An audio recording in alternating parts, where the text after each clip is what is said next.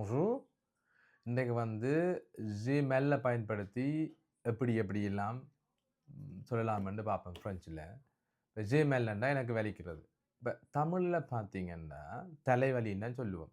இப்போ ஃப்ரெஞ்சில் பார்த்தீங்கன்னா தலையில் வலிக்கிறது. அப்போ இங்கே வந்து நீங்கள் ப்ரிப்போசிஷன் வந்து பயன்படுத்த வேணும். இங்கே வந்து நீங்கள் ப்ரிப்போசிஷன் பயன்படுத்த மெஸ்குலாவாக இருந்தால் ஆயு ஓ என்ற ப்ரிப்போசிஷனை பயன்படுத்த வேணும்.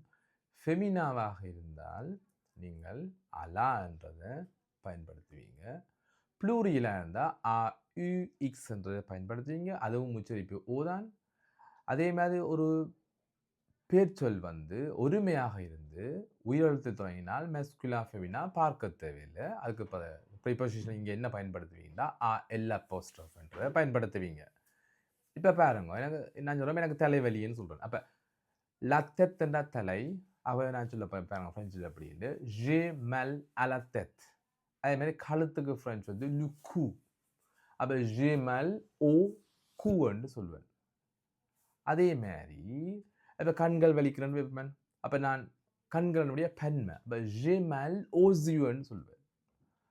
அதே மாதிரி எனக்கு காது வலிக்குதுன்னா காதுக்கு ஃப்ரெஞ்ச் வந்து லொரை. ஆகவே ஜே மல் லொரை த்ருவத் என்று பயன்படுத்துவோம். ஜே மல் லொரை த்ருவத் என்று பயன்படுத்துவோம்.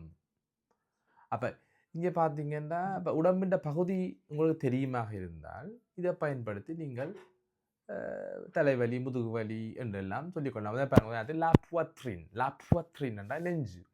அப்போ நான் சொல்லுவேன் ஃபெமினா. ஆகவே நான் என்ன சொல்ல போகிறேன், ஜே மல் அலா புவத்ரின். விளங்கி இருக்குமென்னு நினைக்கிறேன்.